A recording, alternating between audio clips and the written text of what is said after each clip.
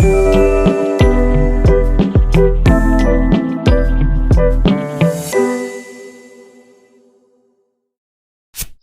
semuanya, apa kabar? Saya Siska Dan saya Susan Angelita. Kita tergabung dalam podcast Hidup adalah anugerah. Apa kabar semuanya? Kita ketemu lagi di bulan Desember nih, suasana Christmas ya. Kita pakai hiasan aksesoris Natal karena kita bersemangat nih menyambut Natal sebentar lagi. Sehubungan dengan suasana Natal, kita mau memberikan tema yang berhubungan ya, betul. Yaitu Natal yang memberikan pengharapan bagi mereka yang menderita. Amin. Oke, semoga bisa menguatkan buat teman-teman di luar sana. Nah, kita perkenalkan dulu nih narasumber kita ya. Halo Pak Pendeta. Halo, baik. Kita senang banget nih kedatangan narasumbernya seorang hamba Tuhan. Beliau adalah Pendeta Rio Sario Tamawiwi. Pak Rio adalah Pendeta GPIB Jemaat Ebenezer di Blitar, Jawa Timur. Jauh-jauh nih Pak ya dari Blitar. Terima kasih ya Kak ya udah datang di podcast kami ya Pak. Ya, terima kasih sudah diundang. Iya. Beliau sebelumnya adalah pendeta kita juga ya. Dari kita nostalgia banget nih. Pak Pendeta memiliki istri bernama Ibu Pika Salonika dan juga memiliki 2 putri ya Pak? Ya, 2 putri. Siapa namanya Pak? Novita Ayu dan Wangi. Boleh disapa dong Pak. Ya, halo. Novita dan Wangi. Pak Pendeta, apa kabarnya? Kabar baik, terima kasih. Senang banget ya kita bisa kedatangan narasumbernya. Pak Pendeta, kita mau memberikan beberapa pertanyaan nih Pak buat kita di sana yang saat ini ya mengalami penderitaan ya, karena walaupun suasananya suasana Natal nih, biasanya kan orang-orang nih semangat banget nih Pak mau Natal, sukacita benar-benar sukacita banget. Iya, tapi buat sebagian kami nih, contohnya aku, orang-orang yang baru mengalami duka cita, baru kehilangan. Iya, mungkin yang sedang divonis penyakit berat, atau yang mengalami masalah ekonomi ya Pak ya. Sekarang kan efek COVID nih juga masih dirasakan ya, banyak yang kehilangan pekerjaan, kesulitan ekonomi. Kita tuh kayaknya memandang Desember ini ya, pengalaman saya ya, berat banget nih Pak. Kita mikir harusnya sukacita nih, tapi kok kita berharapnya, bisa nggak sih di skip aja nih Desember buat kita nih ya, yang karena kita ngeliat orang lain sukacita, tapi kok kita harus menderita gitu loh. Tanggapan Pak Pendeta gimana nih? Kira-kira? Ya, terima kasih untuk pertanyaannya, Ibu Siska ya, Ibu Susan. Jadi yang pertama, kita harus melihat penderitaan itu sebagai bagian dari kehidupan. Secara utuh ya. Kenapa? Karena kita ini manusia pasti mengalami apa yang namanya penderitaan. Ya, dalam hal ini memang tadi disinggung ada istilah duka cita ya. Itu kan istilah-istilah yang memang menjadi satu makna yang berhubungan dengan kegelapan, situasi yang tidak enak, berusaha dihindari orang dan sebagainya. Nah, pertama kita melihat penderitaan dulu. Penderitaan itu dari bahasa Sanskerta, dara. Ya, dara itu artinya sesuatu yang dihindarkan karena itu menyakitkan. Betul. Ya, menyakitkan. Itu yang kayaknya di skip aja gitu. Iya. Tapi kan nggak mungkin di skip ya. Ya, lalu kemudian kita sebagai manusia, apalagi kita percaya dengan Tuhan Yesus ya, sebagai orang percaya, orang Kristen, bagaimana kita menerima penderitaan itu betul-betul secara utuh bagian dari kehidupan kita yang harus kita terima di dalam kehidupan kita. Sekalipun sakit ya Pak ya? Iya, jadi paling kita melihat contoh Ayub ya. Iya. Ayub itu luar biasa loh. Kalau kita melihat Ayub itu, dia mengalami penderitaan yang berat banget, kayaknya nggak ada yang bisa menyaingi beratnya penderitaan Ayub ya. Tapi dia mengatakan bahwa dari lahir aku harus mengalami ini dan pasti Tuhan juga yang akan mengambilnya kalau memang Tuhan berkenan seperti itu. Dalam banget ya. Iya, karena penderitaan Ayub tuh yang paling buat aku juga paling berat ya. Di Alkitab tuh kehilangan semuanya ya Pak ya. Kehilangan semua, ada 3, ada 7, anaknya laki-laki dan perempuan, bayangin aja. Kemudian diambil Tuhan dengan cara yang tragis. Iya, satu kehilangan aja kita kayaknya udah kayak seluruh hidup kita kayak aduh kayak hilang gitu, apalagi banyak ya. Ayub itu sangat mengasihi anak-anaknya ya, sampai dia itu tahu bahwa anaknya berbuat banyak kejahatan dosa, tapi dia tetap memberikan persembahan kepada Tuhan supaya diampuni segala dosa-dosanya. Tapi kemudian kan ada penderitaan yang berat ketika Tuhan mengambil anak-anak. Iya. Lalu kalau kita hubungkan sama Natal nih Pak, yang waktu tadi saya bilang bagi yang kita yang menderita nih, apa sih makna Natal Pak? Gitu. Kita berusaha memahami tapi kok nggak tahu ya teman-teman di sana yang di luar. Kalau aku masih berusaha untuk memahami makna Natal buat kita yang menderita itu apa gitu loh sebenarnya. Iya. Jadi yang pertama, sebetulnya Natal itu tidak juga dia sukacita ya. Dia juga ada hubungannya dengan penderitaan dalam tanda kutip karena ini berhubungan dengan dosa manusia. Betul. Jadi begitu kita lihat bahwa kita ini berbicara tentang menderita, rupanya di situ ada yang disebut dengan dosa. Karena itu manusia pasti akan mengalami kematian, sakit, ya. Sakit itu akibat apa? Akibat dosa sebetulnya. Begitu ya Pak. Karena manusia kan sebetulnya harus kekal ya. Kekal berarti kan tidak mengalami kematian. Tetapi dalam bahasa Ibrani saja maut itu artinya kematian, itu kelihatan banget gitu bahwa manusia itu pasti akan mengalami sakit dan penderitaan yang pada akhirnya dia harus menerima yang namanya kematian. Disinilah iman kita harus menyatakan bahwa Tuhan berkuasa di dalam kehidupan kita. Ya lewat apapun termasuk kematian, bukan cuma penderitaan berarti masih hidup kan. Iya. Tapi kematian itu harus kita Lewati, terima sebagai satu berkat atau anugerah Tuhan ternyata. Kan kalau orang mau hidup kekal kan harus mati dulu. Iya. Tadi saya mendengar Bapak bilang sakit itu diakibatkan oleh dosa. Itu bisa dijabarin nggak? Maksudnya seperti apa gitu loh? Kok bisa sakit karena dosa itu kenapa ya Pak ya? Ya pertama harusnya manusia itu kan tidak mengalami sakit kan. Kenapa? Karena dia hidup di dalam kekekalan sebetulnya. Begitu Adam berbuat dosa ya, dia jatuh ke dalam dosa, maka dia akan mengalami itu. Jadi Kejadian 3:15, wah itu bagus sekali kalau kita renungkan itu ya. Jadi manusia itu harus mengalami penderitaan karena dosa itu, kesakitan, dia harus bersusah payah dan sebagainya. Makanya dibilang upah dosa adalah maut. Maut dan Roma ya. Iya. Jadi Pak, banyak yang kita belum paham nih ya, bahwa sebenarnya kita hidup di dunia ini yang sudah rusak karena dosa, ya Pak, ya betul ya, dari Adam ya.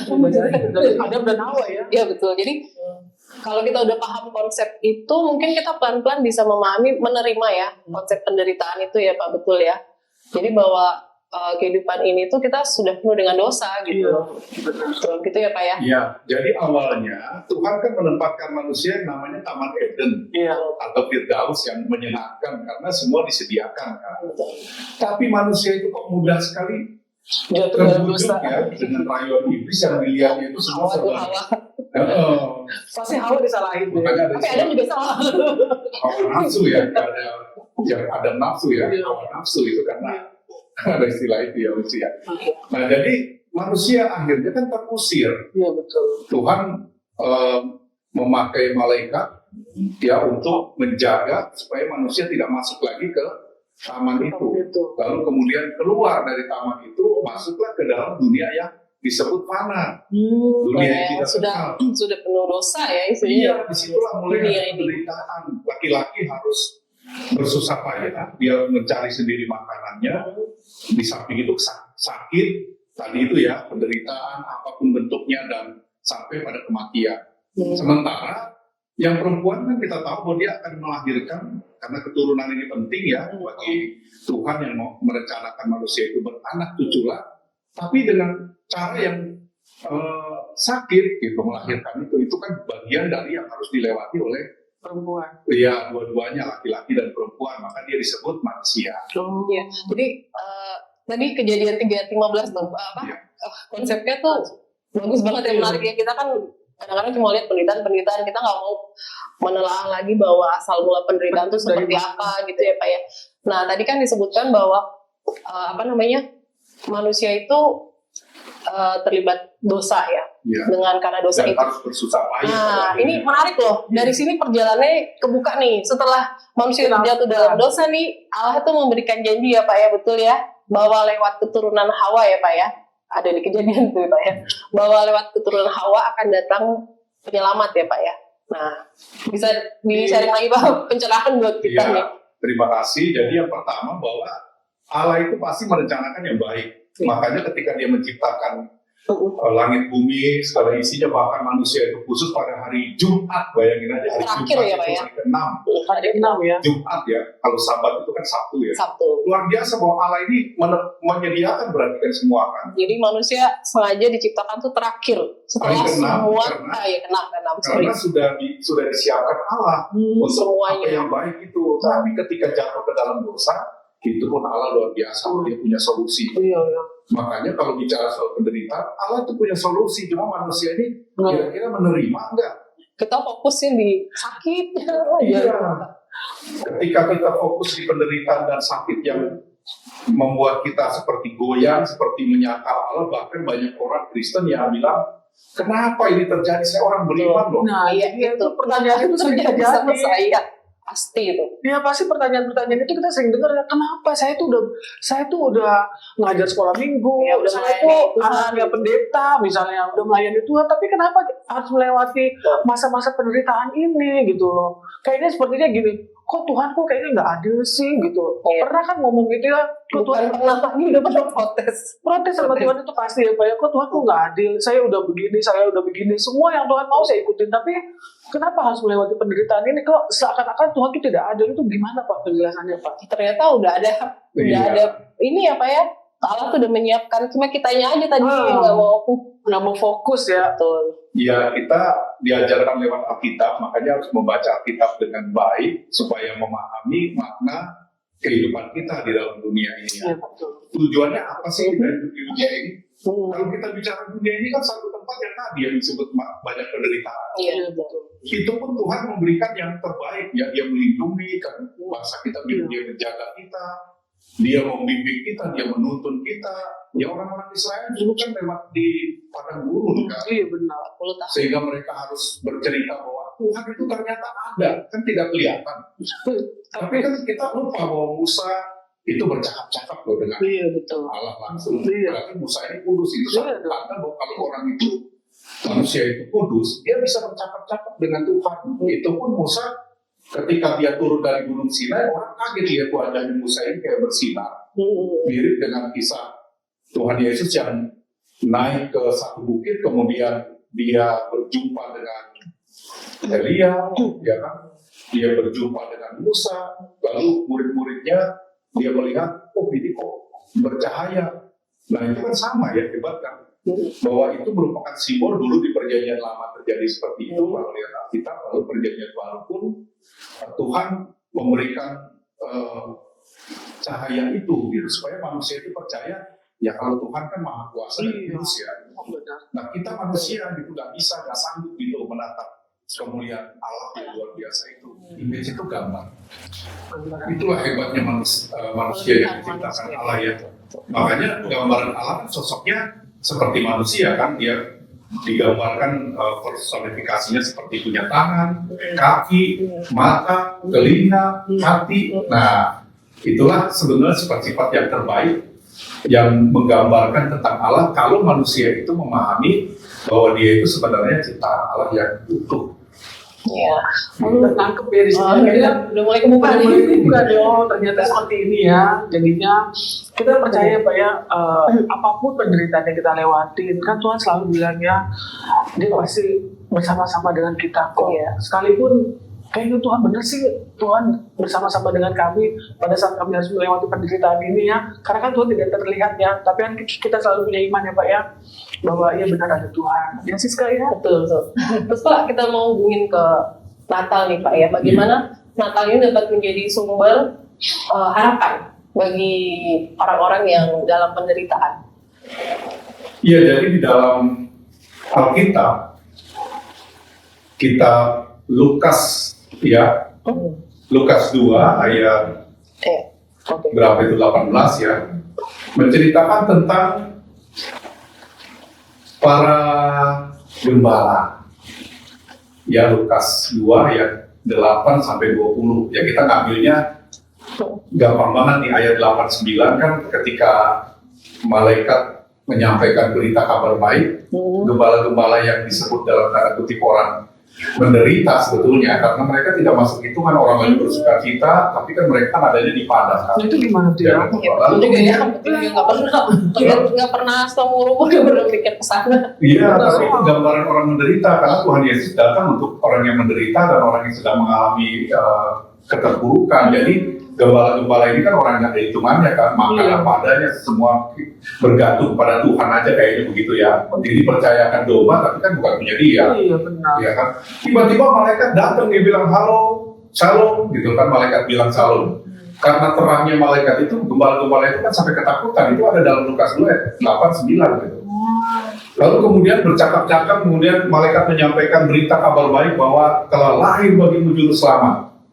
Nah, berita Natal kan disampaikan, ternyata kan janji Allah yang sudah ribuan tahun pada akhirnya bisa dinyatakan keselamatan itu dengan kehadiran Sang Mesias, Immanuel, Yesus Kristus pada bulan Desember yang kita saat ini kita peringati. Lalu kemudian kita langsung lompat di ayat 20 dari Lukas 2 itu yang menyatakan begitu mereka melihat segala sesuatu dan para gembala ini ternyata orang yang tahu firman Tuhan, tapi orang terpinggirkan, bukan orang yang ngerti ya. Lalu dia menerima janji itu, dia hanya melihat bayi dan yang dibungkus di lampin itu, kemudian mereka pulang dengan memuji dan memuliakan Allah. Bayangin aja, memuji dan memuliakan Allah. Kan berarti imbasnya kan bagi orang yang menderita, kalau kita mau sampaikan itu kan berarti ada memuji dan memuliakan Allah dalam kehidupan mereka. Jadi itu hanya bisa dipahami oleh orang yang percaya bahwa Tuhan itu penguasa ya dalam kehidupan kita, iya dalam kehidupan kita, dalam Yesus ya. Nah. Ya, jadi luar biasa ya Pak, kita dapat ini baru pencerahan baru ya bahwa Allah itu menyampaikan kabar baik itu bukan ke raja-raja, ke petinggi atau orang-orang kaya berkuat, tapi justru kepada gembala-gembala ya Pak ya. Dan mereka tetap setelah melihat kelahiran Yesus, mereka tetap memuji dan memuliakan Allah gitu ya. Betul. Saya paham sih sekarang. udah dapat ya, paling nggak spesifiknya udah dapat ya. Bahwa penderitaan itu kita lewatin aja ya, sekalipun sakit ya Pak ya, lewatin aja penderitaan itu ya, bahwa karena Tuhan selalu bersama dengan kami. Pak Rio, saya mau nanya, apakah Bapak pernah mengalami masa sulit Bapak sebagai Bapak pendeta kan ya sekarang ya, pernah nggak sih Bapak mengalami masa-masa sulit itu, apalagi menjelang Natal? Bisa diceritakan ke kami Pak? Baik, pengalaman Ibu Animan ya. Yang pertama begini, sebagai hamba Tuhan itu kan jelas hamba Tuhan ya, dia berusaha untuk melayani. Satu sisi tentunya sangat jelas bahwa kami ini kan manusia yang membutuhkan orang-orang di sekitar kita yang mendukung, gitu, yang mendukung ya, yang membuat kita bersuka cita. Nah, pada saat Natal, karena ini temanya Natal, pada saat kami di pedalaman Kalimantan, ya saya beberapa kali tugas, 3 kali di pedalaman Kalimantan gitu. Tiba-tiba merasa kesepian. Oh ya? Penderitaannya itu sebenarnya merasa kesepian. Yang pertama, yang kedua pasti kita ingat orang-orang yang sedang mengalami sakit, ya kan, sakit dan mereka ada di Jakarta kah, di tempat yang lain yang kita ingat pada saat Natal ini udah kita aja mengalami perasaan kesepian, terus kita juga pengen ketemu dengan mereka yang sakit terutama, kita nggak bisa apa-apa. Kalau pendeta kan harus di jemaat. Iya benar ya Pak, gimana tuh Pak? Apalagi ada orang yang mengatakan gini, halo Pak Pendeta, kok nggak pernah, kapan Natal ke tempat kami? Loh pas Desember itu kami harus di jemaat, bukan di tempat lain kan. Jadi kami berusaha menghibur orang, menyatakan berita sukacita, tetapi satu sisi juga sebagai manusia kita sedang mengalami rasa kesendirian. Makanya ada bilang keluarga ya. ada yang bilang keluarga. pendeta juga manusia ya. Iya, pendeta juga manusia yang pasti ngalamin gitu ya Pak. Saya pikir Bapak pendeta kayak Power Ranger gitu Pak, nggak ngalamin gitu, pasti ngalamin ya Pak. Ya, saya cerita tahun 2010 sampai 2012 saya ada di pedalaman Entikong. Oh iya. Dari kota Entikongnya aja masuk lewat Sungai Sekayam itu 7 jam perjalanan. Itu lewat Sungai sampan perahu ya. Oh iya benar. Perahu motor ya Pak ya. Iya, perahu kecil gitu, bukan perahu besar. Nah itu kan pasti saya membayangkan di mana istri dan anak-anak. Oh iya. Terus bagaimana kehidupan mereka. Pada waktu itu kebetulan belum ada listrik dan sinyal, jadi nggak bisa komunikasi. Waduh. Iya. Nah, pendeta kan hari Natal itu kan berusaha untuk melayani 1 pos, 2 pos, terus dia begitu kan, membuat jemaat yang lain bersukacita, dan sehingga kita mempunyai satu ayat atau pengharapan ya, tadi bicara pengharapan, untuk menguatkan juga diri kita sendiri, ya bahwa Tuhan itu pasti menyertai keluarga kita dimanapun mereka berada, walaupun kita was-was misalnya, khawatir ya. Pasti ya Pak ya, ada rasa khawatir juga ya walaupun Apalagi pendeta. anak-anak masih kecil waktu itu Pak ya. Waktu itu anak-anak masih kecil, tahunnya 2010 sampai 2012 saya pada waktu di Entikong, daerah pedalaman yang banyak posnya, sementara keluarga, ya kalau anak saya pada waktu itu kan berarti baru setahun kan, masih kecil kan. Aduh, itu juga penderitaan ya. Nah itu termasuk penderitaan. Tapi saya harus menguatkan diri, saya harus bersyukur dan berdoa terus bahwa Tuhan pasti akan menyertai keluarga dimanapun mereka berada, yang orang tua terutama yang namanya orang tua sudah tua gitu ya, jadi kita pengen ngeliat tapi kan nggak bisa. Masalahnya juga jemaat telepon, Pak Pendeta, Natal pulang kampung nggak lu? Kok orang tanya, Natal pulang kampung, kita mau jawab apa? Tapi dengan berbesar hati, dengan iman, saya selalu mengatakan, saya ada di jemaat, saya nggak bisa pulang, saya harus melayani. Posnya banyak banget, nah posnya banyak banget. Kalau GPIB itu ada pos pelayanan namanya banyak. Oh gitu ya Pak. Iya, kira-kira begitu. Kalau Jaraknya juga nggak apa? jaraknya jauh-jauh. Bukan kayak kita yang bisa dijangkau sama kendaraan ya Jalan Pak ya. kaki ke sana, jadi bagaimana dalam kondisi yang tanda kutip kita sedang menderita atau susah payah, tetapi kita harus menghibur orang lain. Berita Natal itu harus sampai kepada kesukacitaan ya pada jemaat itu, supaya mereka juga merasakan sukacita karena Tuhan Yesus itu adalah Tuhan dan Juru Selamat yang datang karena kita manusia berdosa gitu. Luar biasa ya Pak ya. Di satu sisi Bapak harus menguatkan jemaat Bapak, tapi di sisi lain Bapak Manusianya. Aduh, istri saya gimana, anak saya gimana, tapi Tuhan pelihara hidup Bapak ya. Iya, Tuhan pelihara pasti itu ya, diberikan kecukupan ya. Iya. Pak, saya mau nanya lagi, apakah ada kisah inspiratif Bapak selama Bapak menjadi pendeta di suasana Natal? Mungkin ada cerita-cerita apa, pengalaman apa yang bisa dibagikan ke kami, Pak? Iya, jadi saya juga posisinya ada di pedalaman, tapi di Kalimantan Timur ya, namanya daerah Krayan. Krayan itu mempunyai 6 pos pel. Di situ kan bulan Desember terkenal dengan hujan ya, musimnya hujan gitu. Terus posnya ini kan masih lumpur, masih tanah. Nah, inspiratifnya yang saya tangkap begini. Pertama, kami harus membagi 6 pos itu untuk merayakan Natal. Waduh, gimana tuh Pak? Kan ada yang jauh, 6 jam perjalanan, jadi bukan 1 jam, 2 Bisa jam. setengah hari Ada perjalanan. yang 6 jam perjalanan, ada yang memang paling terdekat itu 1,5 jam perjalanan. 6 jam perjalanan itu, Dari Bapak naik ibu. apa? Naik mobil. Kebetulan kalau yang di tempat Kalimantan Timur kan naik kendaraan ya, gitu. Jadi yang hebatnya ini kuasa Tuhan itu, menurut saya, pengalaman pribadi saya itu luar biasa gini. Kok bisa ketika kami membagi pelayanan itu, memberikan berita sukacita, membawa jemaat naik mobil pickup, ya kadang-kadang 1 mobil, kadang-kadang 2 mobil, dan Tuhan itu berkati sehingga tidak pernah kami mengalami pas licin-licin itu nggak pernah. Padahal musim hujan tuh ya Pak. Padahal musim hujan itu selalu kok Tuhan itu berkati sehingga musim hujan itu ya memang ada, tapi tidak membuat kami mengalami kesusahan. Padahal kalau pada waktu itu bekas hujan atau Itu Pasti, licinnya, licin yang banget pasti itu. licin.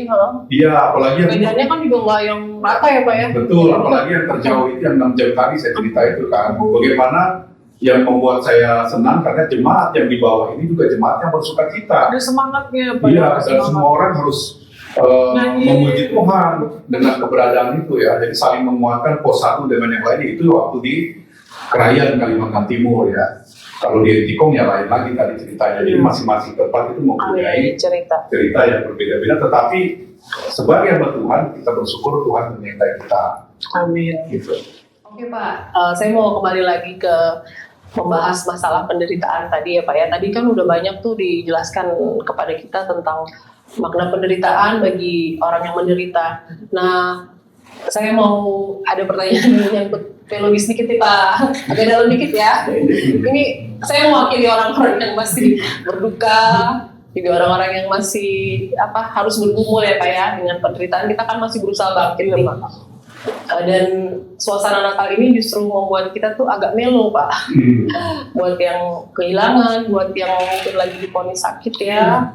Jadi saat orang bersuka cita kita harus berikan pengobatan dan lain sebagainya, itu nggak mudah juga. Nah saya mau kaitkan nih dengan suatu ayat di Alkitab ya Pak ya, bahwa Allah kan memberikan janjinya, memenuhi janjinya ya dengan kedatangan Yesus sebagai penyelamat kita nih. Nah tapi kenapa nih bagi kita yang menderita ini kita ngerasa kok masih aja ada ketidakadilan gitu loh.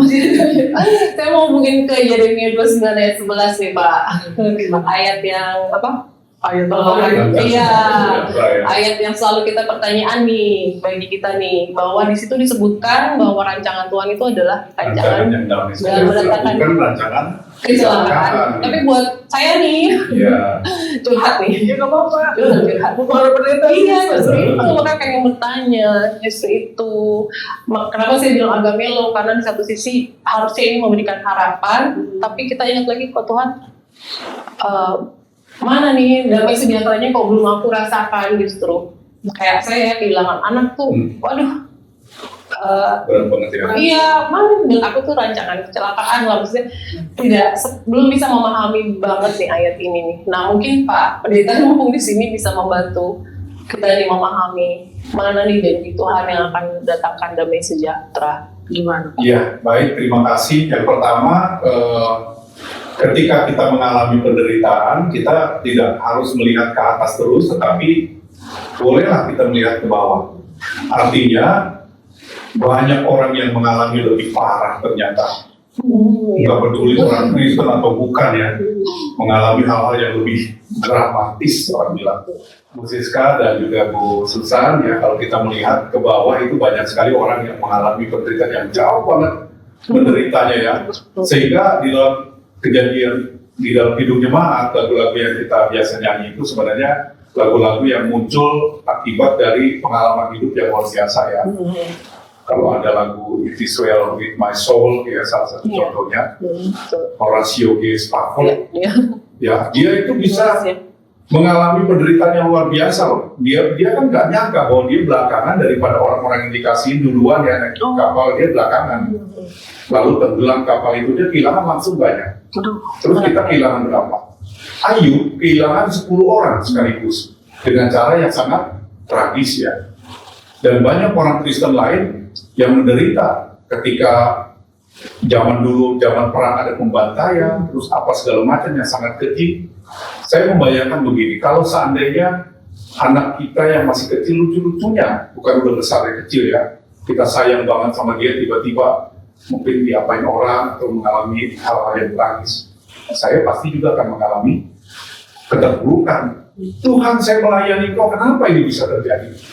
Tapi buat saya, untuk menguatkan kita semua yang mendengar pada Natal ini ya, yang pertama kita harus memahami bahwa harusnya kita mengalami persiapan. Yang kata Ayub kan, dia marah sama istrinya di dalam Ayub 2 ayat 10 itu ya. Dia bilang, kamu ini kayak perempuan, kayak perempuan aneh, perempuan gila kok bisa kamu, coba Tuhan ngasih banyak yang baik-baik, yang enak-enak, sekarang dikasih yang susah. Kamu baru kemudian mulai ngomong yang aneh-aneh gitu. Ya manusiawi sih, tapi kan kita harus bersyukur banyak betul hal yang baik yang kadang-kadang kita lupa, Tuhan aku berterima kasih. Tapi begitu ada pencobaan sedikit, bukan yang seberat itulah, percobaan yang kecil misalnya divonis penyakit ya, ternyata apa? Kita kebingungan, kok seperti orang yang tidak punya Allah, dan itu terjadi berulang-ulang dalam kitab Ayub yang menggambarkan seperti orang yang tidak punya Allah. Padahal Allah itu kan maha kuasa, artinya iman kita di situ sedang mengalami keterpurukan. Yang pasti Alkitab juga menjelaskan kepada kita terjadi setelah kejatuhan manusia ke dalam dosa. Manusia itu mengalami penderitaan, sakit penyakit, bahkan berakhir dengan kematian. Disitulah manusia belajar terus tentang perjalanan iman. Jadi gak semuanya mau enak-enak terus ya. Ya di dalamnya kita boleh saling menguatkan tentu satu dengan yang lain supaya kita bisa juga memberikan inspiratif kepada saudara-saudara kita yang sama-sama Kristen ya, supaya mereka bisa menerima kenyataan apapun yang terjadi.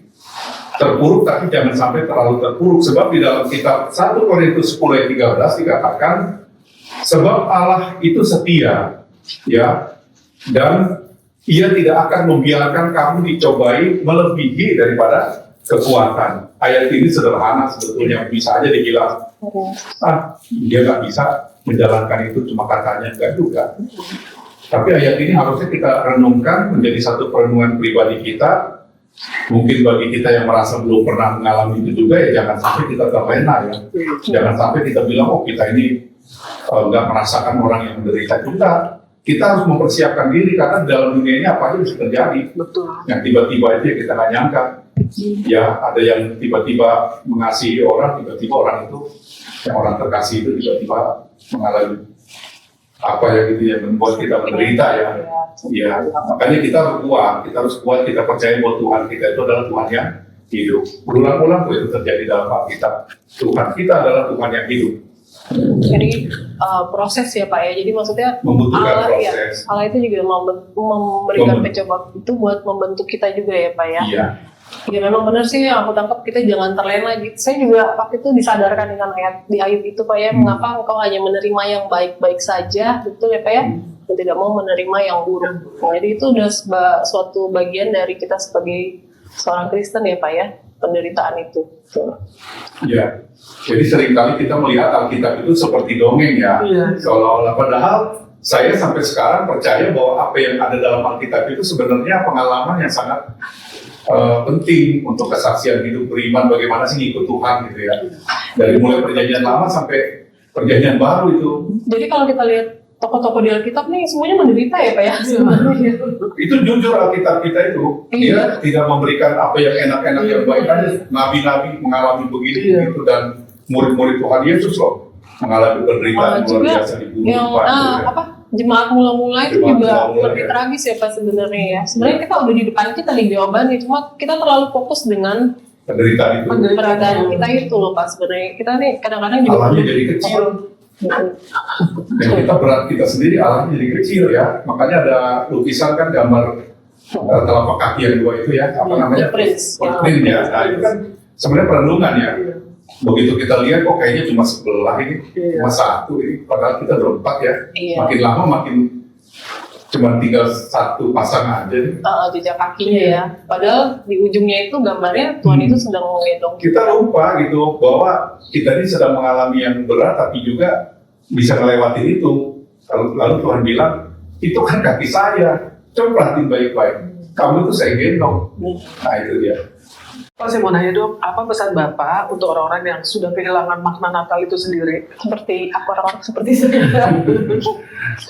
Baik, kan istilahnya tadi apa? Kehilangan makna Natal ya. Padahal Natal itu kan pasti ada, dan Natal itu sebetulnya kan kehadiran Tuhan Yesus, karena Tuhan Yesus sayang sama kita ya, mau menyelamatkan. Artinya penderitaan kan muncul dari dosa-dosa itu ya, makanya manusia mengalami penderitaan. Pasti manusia yang dimaksud kehilangan makna Natal ketika dia tidak bisa menikmati Natal seperti yang digambarkan menurut gambaran umum ya. Gambaran umum itu ada sukacita, ada kemeriahan, ada pernak-pernik, ada kebersamaan, kumpul dengan keluarga, terus bergembira, menikmati liburan dan sebagainya. Nah orang-orang ini rupanya dia sedang mengalami keterpurukan karena duka cita, karena kehilangan orang dikasihi, karena ada sesuatu yang membuat mereka sangat mengalami penderitaan kesepian, terutama begitu ya.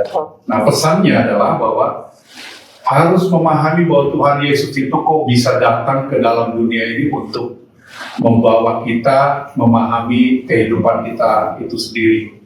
Ya, kehidupan kita itu sendiri. Artinya apa? Tuhan saja itu sangat peduli dengan kita. Dan Dia itu yang menciptakan kita, Dia juga yang menjaga, melindungi, menuntun dan sebagainya, itu peduli dengan kita. Ini yang sering kita tidak sadari dalam kehidupan kita, padahal Alkitab kan dari mulai Perjanjian Lama sampai Perjanjian Baru menceritakan tentang penyertaan Tuhan. Apakah kita secara iman memahami bahwa Tuhan itu menyertai kita karena kita tidak melihat gitu. Padahal kalau kita baca Alkitab, Tuhan yang tidak kelihatan ini menjadi kelihatan dalam Yesus Kristus dan bersaksi bahwa Dia itu menyertai kita. Makanya kita harus beriman. Iman itu sebetulnya mau menyatakan yang tidak kelihatan itu kan dalam Ibrani 11 ya. Jadi pesannya buat orang-orang yang sedang berduka, pesannya ini buat orang-orang yang sedang berduka, maksudnya apa dia harus udah dilewatin aja, dimaknai aja dengan bahwa Tuhan juga datang ke dunia ini kan untuk mencari orang-orang yang terhilang ya, untuk mencari orang-orang yang sedang sedih, sedang susah gitu kali ya Pak ya. Iya, jadi sadari bahwa Tuhan itu sebenarnya ada di dalam kita, masa di luar kita, kan Tuhan itu ada dalam kita. Iya. Jadi jauh dari kita. Aku tangkap sesuatu bahkan nih Pak, setelah sekian lama kehilangan makna Natal. Yang Bapak ceritakan tadi bahwa makna Natal itu bukan hanya untuk orang-orang yang suka cita dengan kemeriahan, Iya, kegembiraan, ternyata juga cita juga itu makna Natal. ternyata sebetulnya. makna Natal itu lebih di dalam kita ya Pak ya. Hmm. Bahwa kita menerima kedatangan Yesus itu sebagai sebuah harapan buat kita. Justru makna Natalnya itu di kita sendiri, Iya. bukan dengan kemeriahan ya Pak ya, sukacita Natal itu ya. Betul, kan Natal itu kan kita yang bikin. Ya kan, walaupun itu ada disebut Natal, Christmas, ya Merry Christmas itu, tapi sebetulnya kan kita yang menciptakan itu. Ya, kita tahu bahwa ternyata Allah ini datang untuk menebus, menyelamatkan karena Tuhan itu mengasihi kita ya. Kita dapat poin yang tangkep ya. Jadi ya, aku pesan nih buat yang lagi bergumul banget Natal itu, karena kita tuh bener-bener yang ngerasa mau skip Desember loh Pak, karena kita lihat orang-orang bersuka cita itu ternyata nggak seperti itu. Tema apa, makna yang harus kita dalami itu nggak seperti itu, bahwa menerima kelahiran, memperingati kelahiran Yesus itu juga memberikan pengharapan. Itu ya Pak ya? Ya, sekalipun kita sedang mengalami yang namanya penderitaan, tetapi kan Tuhan itu menyertai kita. Bagi kita yang memang sangat percaya bahwa Tuhan itu bersama dengan kita ya. Tanpa Tuhan kan kita nggak bisa apa-apa juga ya. Nah, sekarang kita udah tangkep semua maknanya. Saya sudah dapat Siska juga udah dapet maknanya. makna Natal seperti apa. Tidak harus dengan keceriaan ya. Nggak perlu juga. Tapi kalau memang harus bersuka cita, kenapa? Bersuka cita di hati Ya, ya. betul. Terus kita udah tangkap semua Pak makna daripada Natal itu sendiri. Bapak ada nggak sih ayat Alkitab yang menjadi favorit Bapak? Bisa dibacakan? Iya, jadi ayat Alkitab yang berhubungan dengan ini dan itu menjadi favorit seluruh kebanyakan orang Kristen ya. Kan gampang saja dari ini, Yohanes 3 ayat 16 ya, itu kan jadi hafalan kita terus kan. Tapi itu makna Natal, karena ada sesuatu banget di situ. Ya, Luas ya, maknanya ya Pak ya. sangat luas banget, itu berhubungan dengan kehidupan kita, penderitaan, bahkan Natal itu sendiri ya. Maknanya di situ ya, karena Yohanes. begitu besar ya. Ya, karena begitu besar kasih Allah akan dunia ini sehingga ya berikan anak yang tunggal supaya kita Yang percaya kepadanya tidak binasa, ya kan? melainkan beroleh hidup. Melainkan beroleh hidup yang kekal ya. Itu luar biasa Itu ya. ayat hafalan banget sebenarnya, Hafalan tapi banget gitu. selama ini Semua cuma orang juga hafal tahu ya. Suka lupa ya. ternyata maknanya dalam banget ya. Kalau boleh satu pertanyaan terakhir nih, Iya, nggak apa-apa. apa nih Pak yang bisa kita lakukan untuk menolong orang-orang yang menderita ini di masa Natal ini? Kira-kira apa yang bisa kita lakukan kalau dari Bapak? Ya, kita belajar dari banyak orang juga yang sudah melakukan itu ya. Dan tanpa sadar, saya yakin Ibu Siska sama Ibu Susan pernah juga melakukan itu, nggak mungkin nggak pernah. Karena itu memang muncul dari hati kita. Setelah kita memahami, tapi kita kan kayak orang nggak memahami. Padahal sudah kita lakukan. Apa itu? Banyak orang yang ketika Natal, dia akan pergi ke tempat orang-orang yang sedang mengalami kesusahan. Misalnya Natal bersama dengan kelompok anak yatim, bukan karena seiman ya, tapi kemana aja yang memang kita melihat bahwa mereka sedang mengalami penderitaan karena mereka anak yatim, mereka butuh orang tua, mereka butuh kasih sayang, atau ke panti werda, ya panti werda mana saja gitu, ketika mereka diberikan sesuatu banget ya, pelukan atau apa yang kita bisa kasih ke mereka, sentuhan yang menyentuh hati mereka, mereka akan merasakan bahwa itulah Tuhan yang sudah menghadirkan kita buat mereka ya. Kita juga bisa memberikan kepada mereka sama dong dengan Yesus kan, datang ke dalam dunia karena kasih sayang. Dan kita sudah memenuhi perintah Tuhan, kasihlah Tuhan Allahmu dengan segenap hati. Iya, dan sesama manusia seperti dirimu sendiri. Iya, kita kadang-kadang nggak sadar. Padahal kita sudah melakukan itu, tapi kita selalu berulang. Kenapa? Karena kan Natal kan tiap tahun, bulannya Desember kan, artinya tiap tahun. Cuma pernah kita lakukan, hanya kita nggak sadar bahwa kita sudah melakukannya. Kalau kita bertanya, apa yang saya lakukan? Iya, betul. Ada kali gini Pak ya, pada saat kita juga lagi mengalami kesedihan, keterpurukan, tapi pada saat kita datang ke orang-orang yang lebih susah daripada kita, itu poinnya kayak kita langsung kayak gini, ya ampun Tuhan, kok selama ini kita kayak gak bersyukur ya, padahal hidup kita udah mungkin jauh lebih baik daripada orang-orang yang sedang menderita ya, nih kayak orang anak-anak yatim piatu yang nggak dibawa di panti werda. Kita tuh sebenarnya, ya ampun kita lebih baik dari mereka, tapi kita ada kali lupa. Karena apa? Kita udah terbiasa dengan hidup seperti ini gitu Pak. Yeah. Jadi kita lupa, kita pikir ya hidup kita ya kayak begini, ya udah normal-normal aja, kita biasa-biasa aja. Tapi ternyata ya udah maknanya dalam. Kita ingat Natalnya kayak pemberian dan hadiah, kado yang dicari itu, padahal bukan itu makna Natal. Yesus datang ke dalam dunia untuk menyelamatkan kita. Bu Susan dan Bu Siska, ada contoh yang paling kita bisa rasakan dalam kehidupan sehari-hari kita lupa ya. Misalnya ketika kita merasakan bahwa kita itu kok susah banget menderita ya, ternyata kita disadarkan oleh orang-orang yang begitu kita lihat mereka kan tidak punya tangan, tidak punya kaki, mungkin ada yang buta, mungkin kita lihat di gereja ada orang yang main musik segala macam dengan keterbatasannya, ya. Ternyata mereka itu tidak memperlihatkan diri sebagai orang yang menderita. Nah, kenapa kita bisa menderita sementara dia bisa bersuka cita?